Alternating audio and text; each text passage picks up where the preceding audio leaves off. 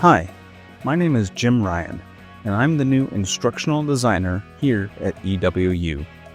My job here is to take a look at the programs, courses, and people from a different point of view, to see how all these Lego pieces fit, and to imagine how I can help put them together differently to make something new and amazing.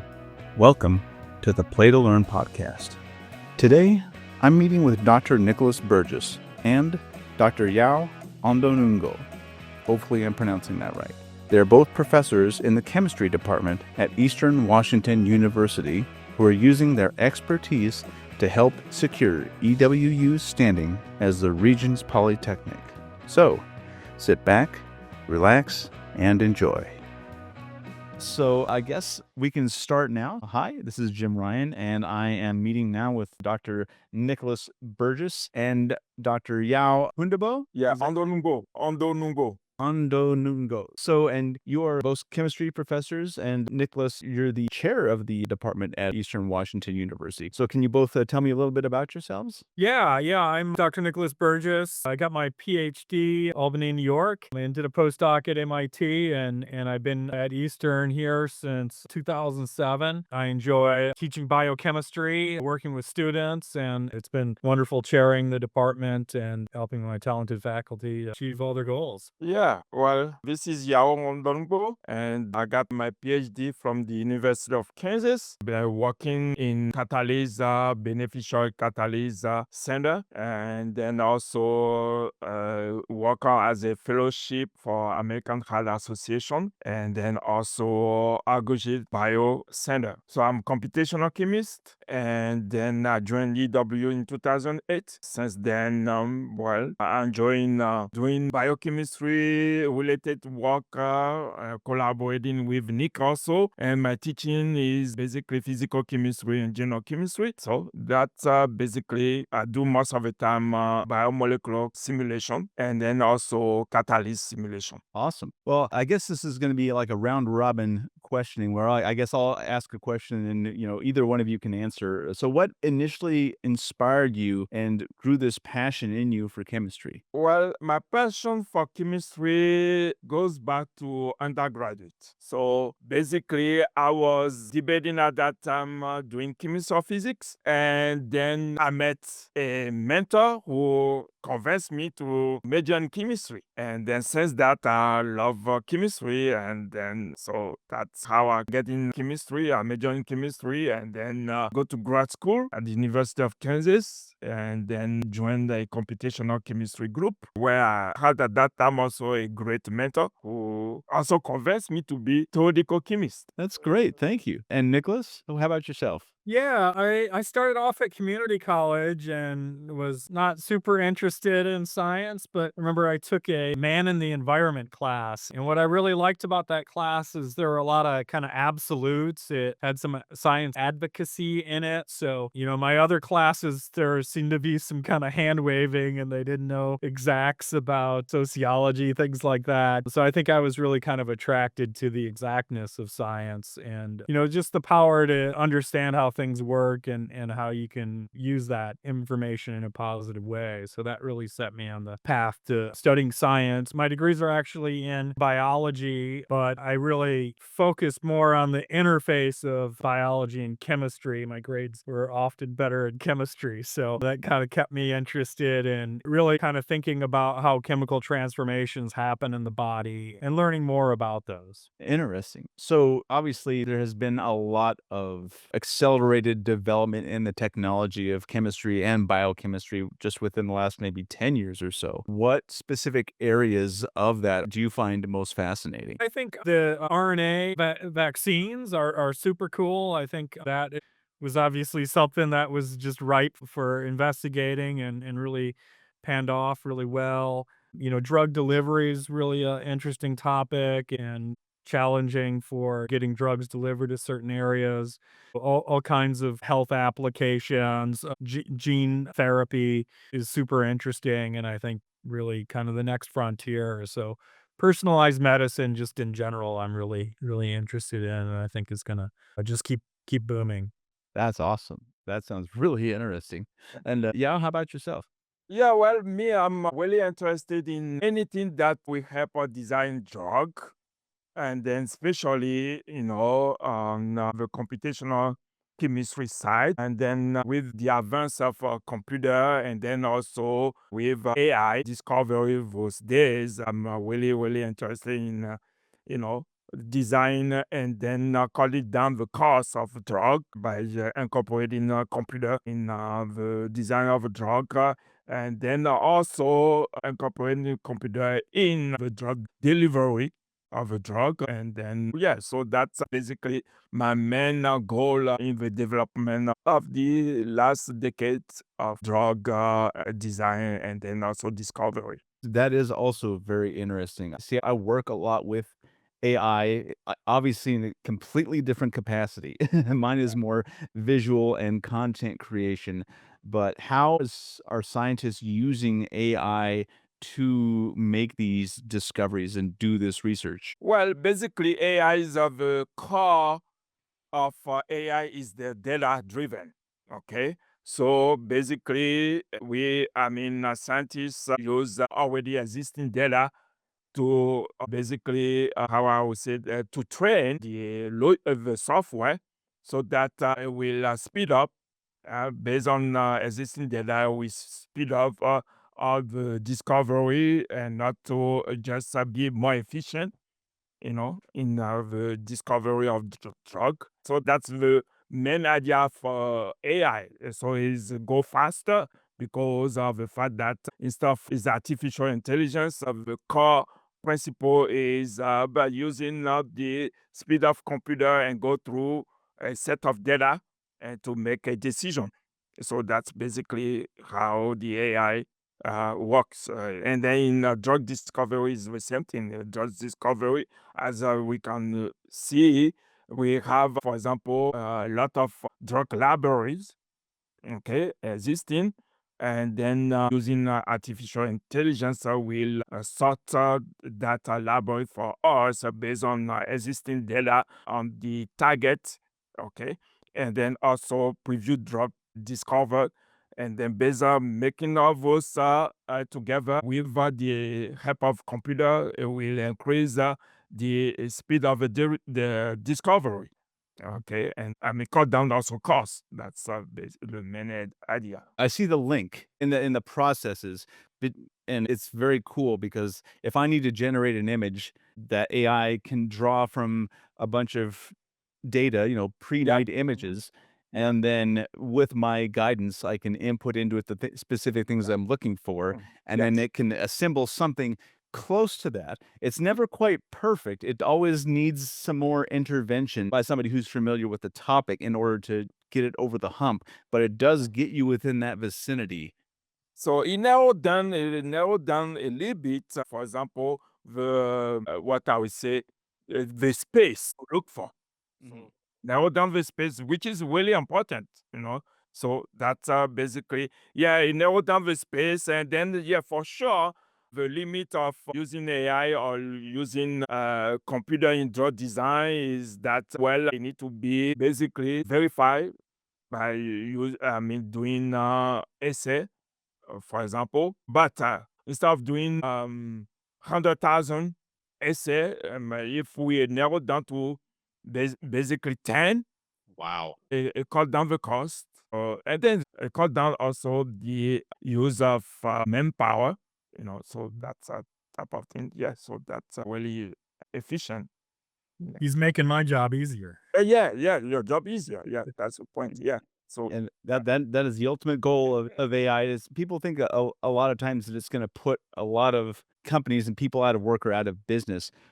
But in my point of view, it really just enhances the individual's ability to produce content or do their yeah, job. It just makes it easier to yeah. do it better. Yeah, the video efficiency, Mhm. on thing, because instead of not to know your target, you just go A, B, and C. But if you know that well, instead of going A, B, and C and D, you have to just look at A, B. So it's more efficient that way. So that's Mhm. basically. But I don't think that, yeah, well, we eliminate maybe some job, but not completely. So yeah. Yeah, and so Nicholas, you mentioned that you were interested in gene therapy and that sort of thing, and the RNA manipulations and whatnot. And I don't know if this is related, but I recently, for my wife's birthday, I picked her up this thing called a firefly petunia. And I don't know if you've seen the advertisements for this, but this firefly petunia is a specific petunia that can glow in the dark because it was infused with some kind of DNA, I think maybe by some plankton or some other organism that naturally glows in the dark. So, I don't know if that's related at all, but I I would assume that it has something to do with chemistry and biochemistry. Yeah, yeah, it sounds like a transgenic organism Mhm. where, you're kinda taking a gene from some other organism and put it in the plant so it can glow. That sounds pretty cool.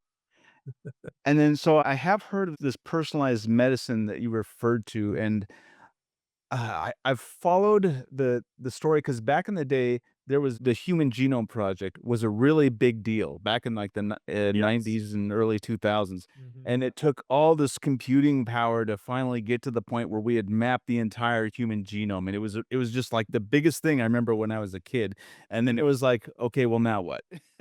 And, our computing power and everything has grown so much, and you were speaking to that personalized therapy, gene therapy. What kinds of therapies can be targeted to individuals to help enhance their life in some way?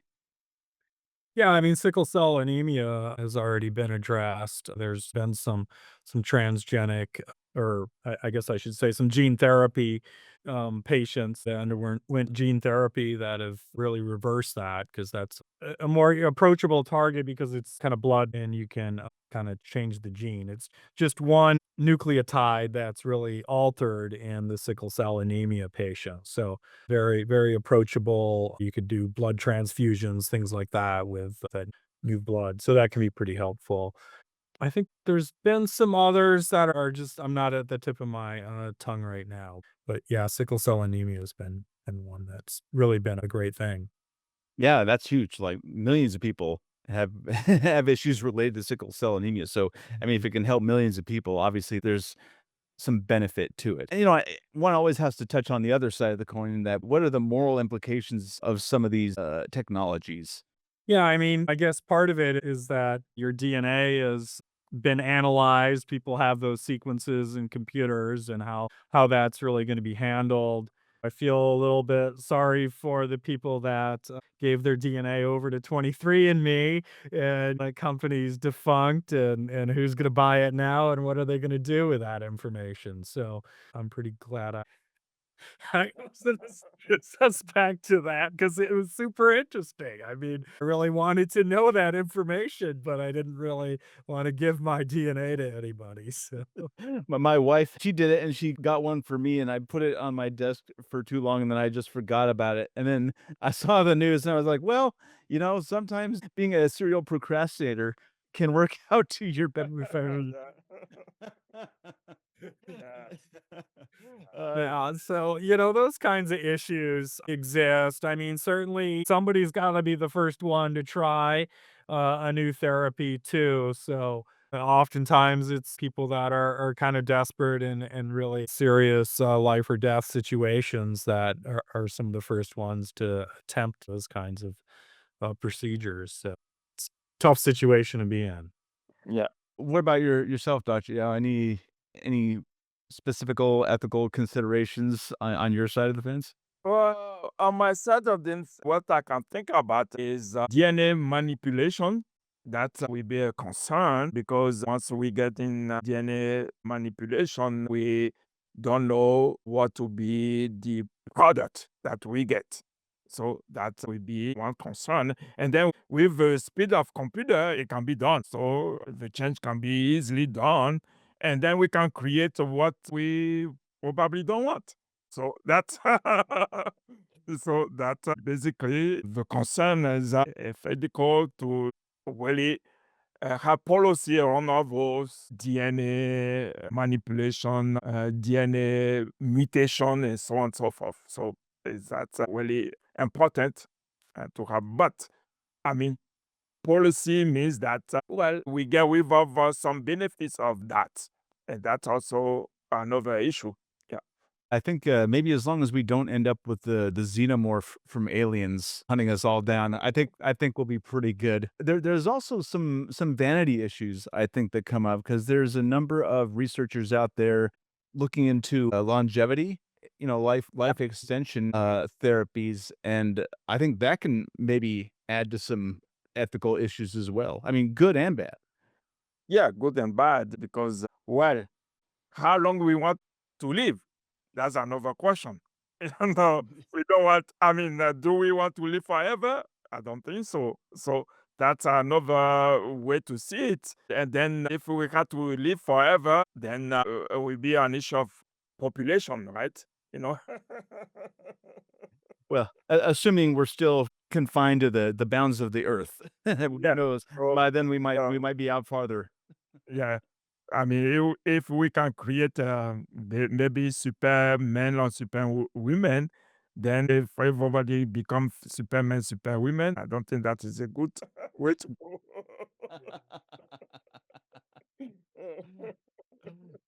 Oh, man. So, back to you, Dr. Nicholas. You've all been working in the field and at EWU for quite some time now. Have you had some research prior to now that you've been really happy with, that you put a lot of effort into? Yeah, my PhD work was a lot of effort. We discovered a new pathway in E. coli, and that was pretty excited, and a new DNA repair pathway, and so got some really nice publications out of that. They still get cited to this day, so pretty proud of that work. Even got it in the textbooks too, so that is kind of nice to contribute, to the knowledge base. And you, Dr. Yao? Well, my main work was right after my PhD, was the main one that I'm really proud to contribute to.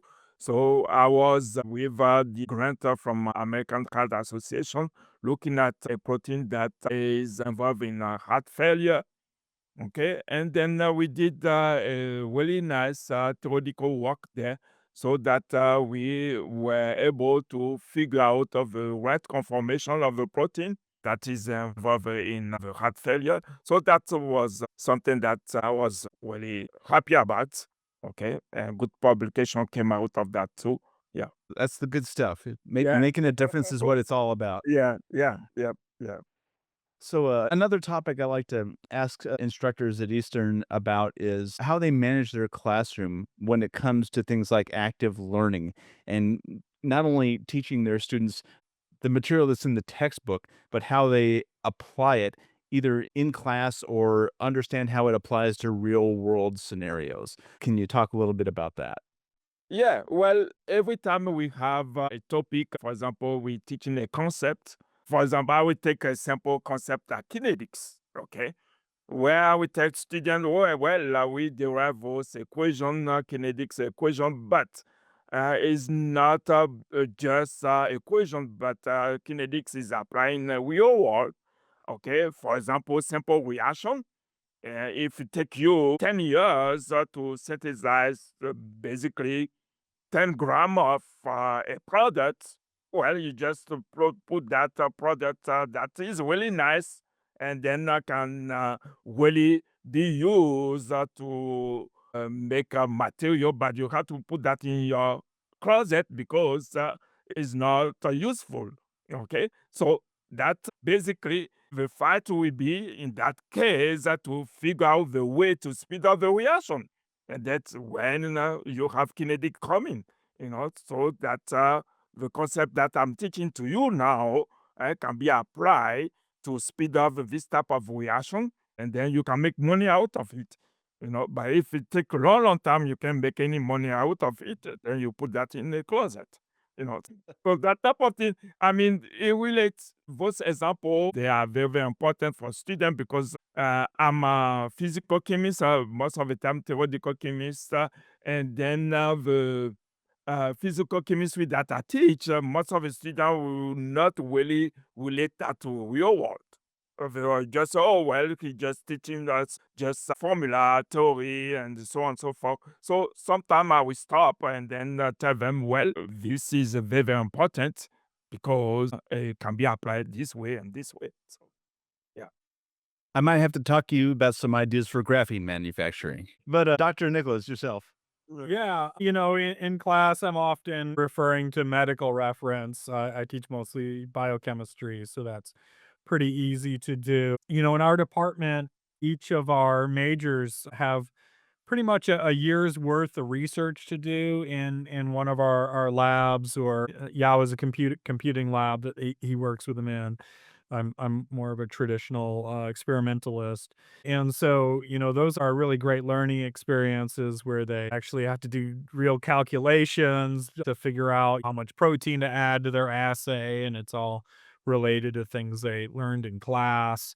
They really learn a whole lot of different techniques that are really important in biochemistry, and really produce some data. I've gotten a grant recently, and it's really based on student research and student generated data. So it's really exciting to have them kind of over that year's time, sometimes longer for some students. They have more room in their schedules to work more than 1 year. They can really produce a lot and become super competent at the bench and do some wonderful work. So it's really fun. And I think our new polytechnic branding, that really just fits right in because they're really ready to go get employed at that point. They've got the skills to go do those jobs elsewhere.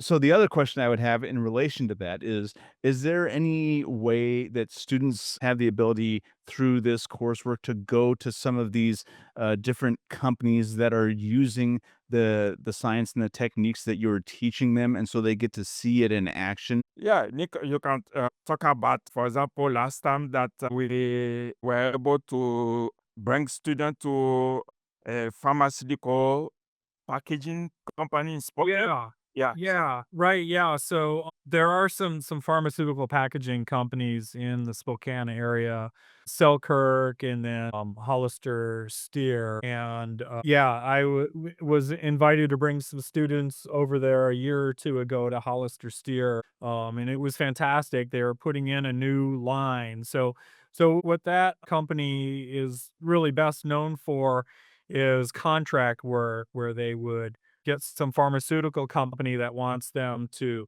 now package their drug, their serum, in a really sterile environment so that it can basically be ready for some medical practitioner to take it out, fill up their syringe, and then inject it into somebody.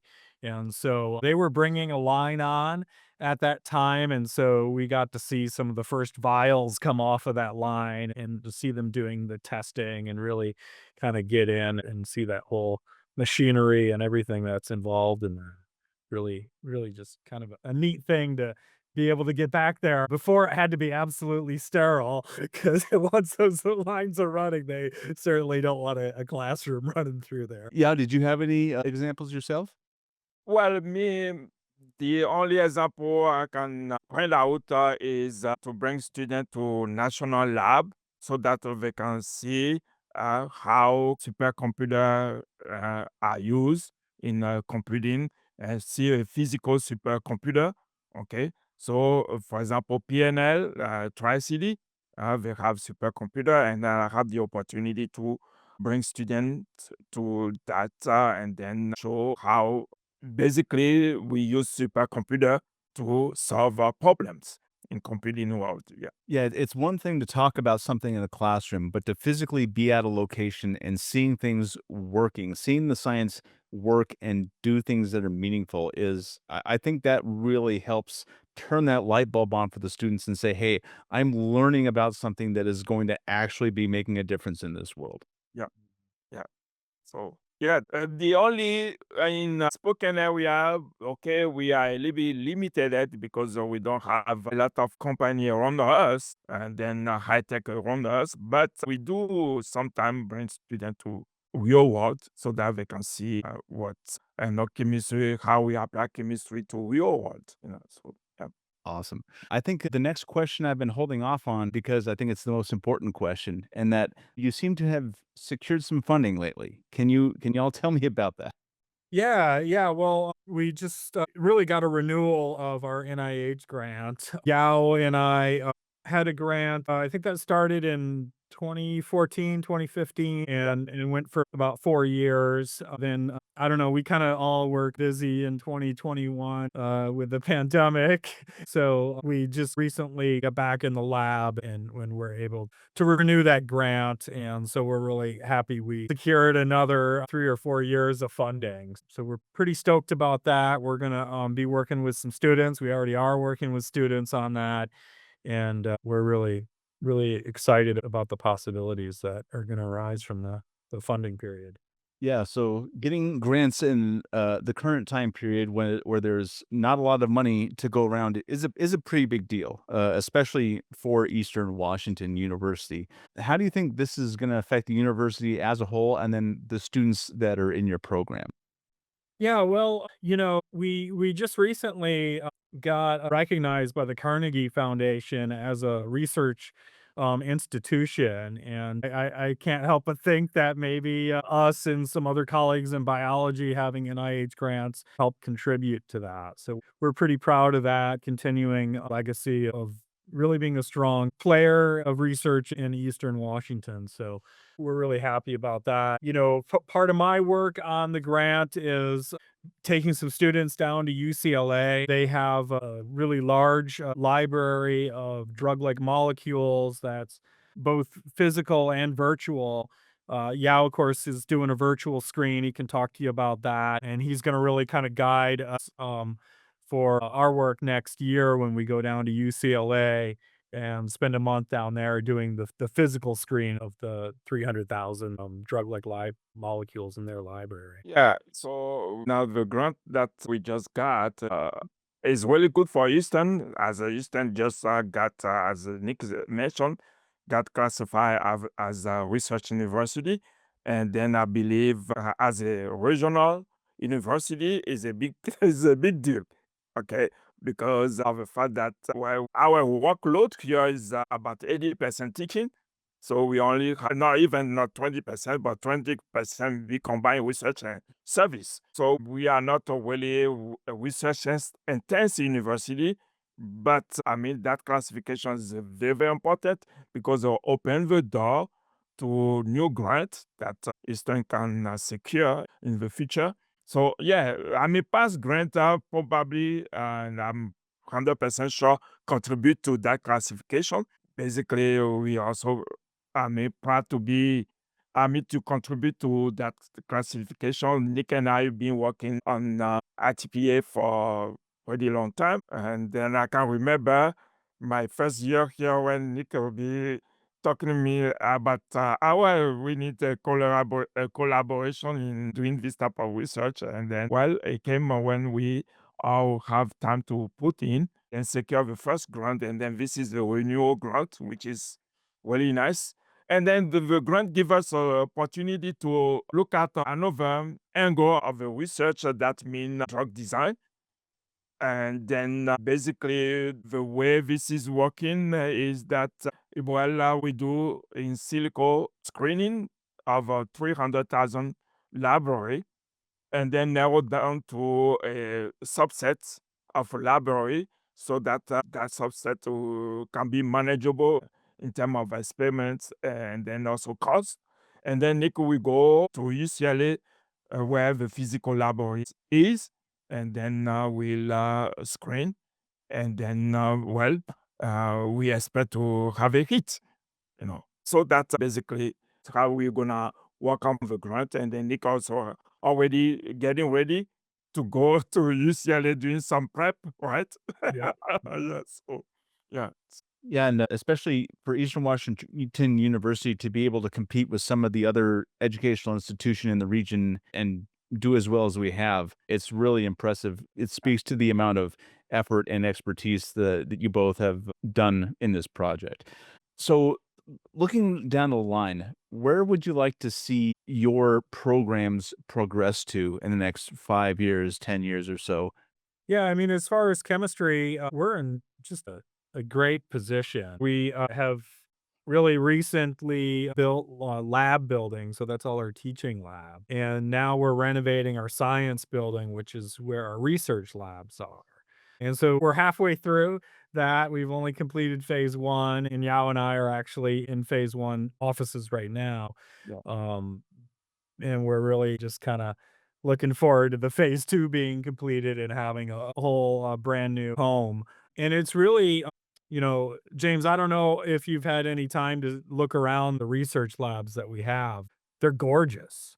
We are usually kind of going around and saying, "Hey, this is better than I had in graduate school." Yes, You yes. know, at pretty big, well-known schools. So we're just hitting Eastern at a great time. I mean, it's kind of a renaissance for STEM right now at EWU in my mind, and I think in a lot of people's mind. And really, what this is doing is opening the door for us to explore having a graduate program in chemistry. There's already talks of looking into having an environmental science graduate program that we are part of, and so we could expand graduate programs to other disciplines. Biology, of course, is a really long, successful graduate program. Computer science has graduate program too. So mathematics as well. So we're really aiming to build off of their work and have a graduate program of our own. Yeah, I can tell you the biology department has been very successful because my wife is a product of the biology department, Yeah. and Oh, she okay. teaches anatomy and physiology at the community colleges of Spokane Falls community colleges. And so it's definitely having a great impact on the community. Like you can see from Eastern on down, it's having a huge impact.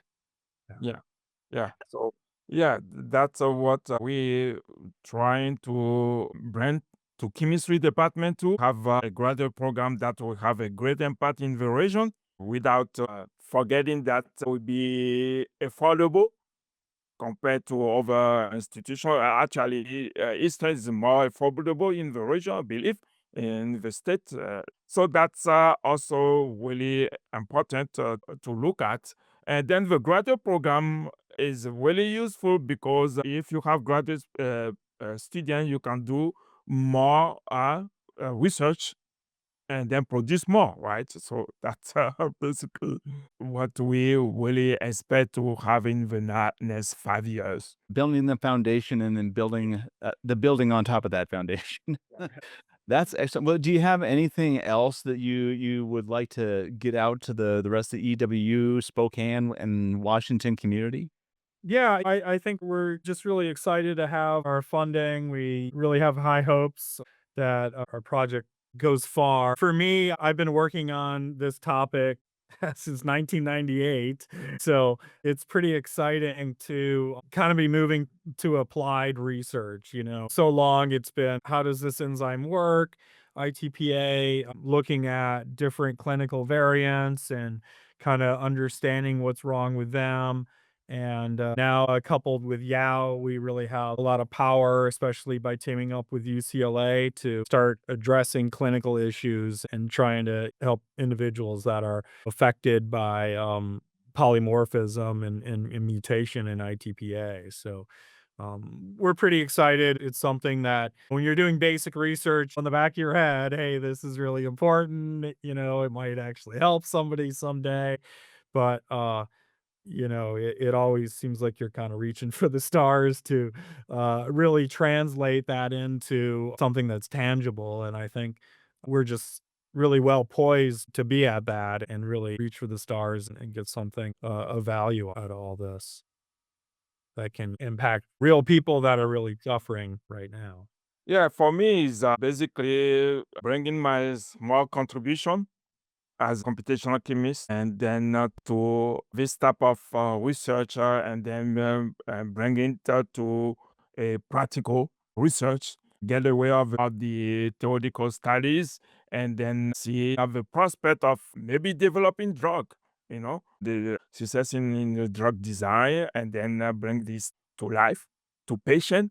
So that will be really, really our major goal in the future and then we hope that we'll be successful for that. Yeah. So, Me too. I think a lot of people would be very appreciative if you were. yeah. Well, thank you both so much for your time. It's just amazing to see what a couple of great professors like yourself are working on and making such positive changes for your students, for the university, for Washington, and potentially for the world, you know. Yeah, well, yeah. I mean, that's always the hope of a scientist, right? To impact the world. And then we hope that, I mean, we put our little contribution. Yeah. And then thanks for having this podcast and inviting us and know a little bit about our research. That is a really great thing to you. No, well, thank you. It's more on my side that I'm thankful to get a chance to talk to the both of you, and I hope to do more so individually in the future, not too near future, or not too distant future, not too distant future. That sounded really bad at first. Okay, but yeah, you know what I mean. Okay, well, thank you. Yeah. James. Yeah, James.